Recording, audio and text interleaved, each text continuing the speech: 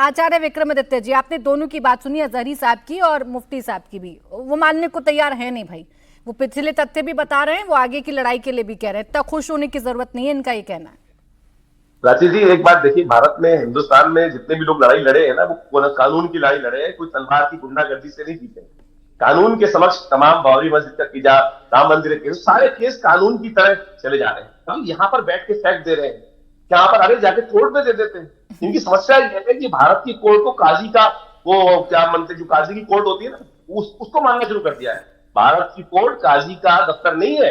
यहाँ पर एक एक तथ्य को वास्तविक तौर पर देखकर उसके बाद निर्णय दिया जाता है। देखिए, इनको आदतें जो पड़ी हैं वो काजी की कोर्ट की पड़ी है, शरीयत अदालत की पड़ी है, जो कांग्रेस ने पिछले कभी लंबे समय से इनको एक सरपरस्ती दे रखी थी। अब वो जमाना चला गया। अब सत्य को सत्य सामने लाने के लिए जो कानूनी लड़ाई है, हरिशंकर जी ने अपनी पूरी जिंदगी लगा दी, सामने बैठे हुए हैं। विष्णु शंकर जैन जी पूरी तरह से बिना किसी से डरकर सामने आ रहे हैं। इस एक जमाना था कि जो हिंदू लड़ाई लड़ने के लिए लोग लड़ने निकलते थे तो पीछे से मार दिए जाते थे। हिंदू, मैं कहूंगा कि यहाँ पर हमें पूरी तरह से विष्णु शंकर जैन, हरिशंकर जैन जी का स्वागत करना चाहिए, धन्यवाद करना चाहिए। निडर होकर जो वो लड़ाई लड़ रहे हैं, पूरा भारत उनका सम्मान करता है, पूरा हिंदू समाज उनका सम्मान करने के लिए बात करेंगे। और तथाकथित तौर पर एक नहीं, क्या अंधे को है क्या? इस देश के इतिहास को नहीं पढ़ते हैं क्या? इस देश के इतिहास में जाके मौलाना लोग पढ़े, समझ में आएगा क्या चीज चल रही है। इनको एक एक चीज पता है, एक एक चीज उनको पता है, किसने कब क्या तोड़ा। ये जबरदस्ती वो अपनी हर धर्मिता को यहाँ दिखाने के लिए यहाँ आके बैठ जाते हैं। अरे शर्म करो। अपने पूर्वजों की गलती, जो लोगों ने, आक्रांताओं ने गलती करी थी, उसके बाद तुम्हारे पूर्वजों के मुंह में थूक कर तुमको इस्लाम सिखाया था, तुम अपनी उस बेइज्जती से बाहर निकलो। सत्य को स्वीकार करने की आवश्यकता है। ठीक है, लेकिन आचार्य जी, किसी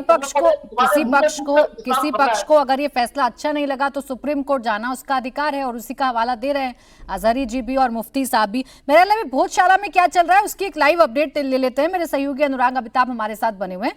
अनुराग, क्या हो रहा है इस वक्त भोजशाला में, और क्या कोई ऐलान आज संभव है सीएम के द्वारा?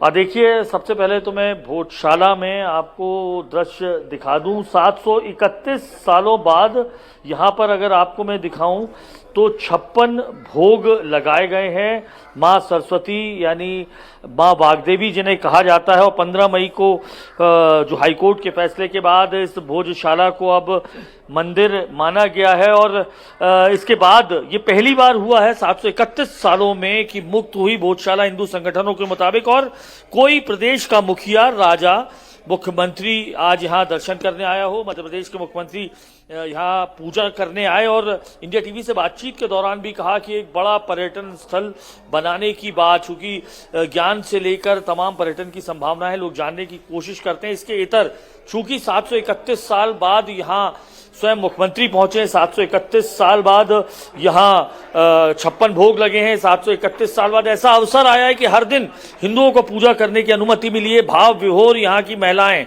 आंसू थमे नहीं जब से ये बात देखी गई कि माँ का इस तरीके से अभिवादन, अभिनंदन हुआ खुद प्रदेश के मुख्यमंत्री द्वारा। और ऐसी भाव में अभी भी भरी हुई यहाँ पर महिलाएं दिख रही हैं, दर्शन करने आए। ये क्या भाव मन में आ रहे हैं? जो कभी नहीं देखा वो देखने को मिल रहा है। कभी कल्पना नहीं की थी हम लोगों ने कि हम इस तरह से कभी 56 भोग लगाएंगे, क्योंकि हम तो चना चिरौंजी लाने के लिए भी 10 बार सोचते थे कि हम अंदर कैसे ले जाएं।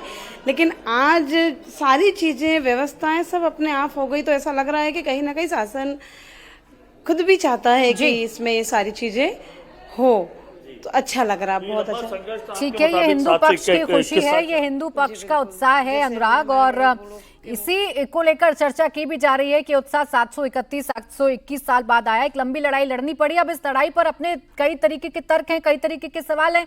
हरिशंकर जैन जी, आप जो मुस्लिम पक्ष से लोग यहाँ बैठे हैं, एक मुफ्ती साहब बैठे हैं, ये दोनों जो कह रहे हैं, जरा इनको बता दीजिए, इनको समझा दीजिए कि जब कोर्ट के अंदर दलीलें होती हैं तो कैसे तथ्यों पर होती हैं, और एक एक तथ्य को ही कोर्ट सुनकर फैसला देता है।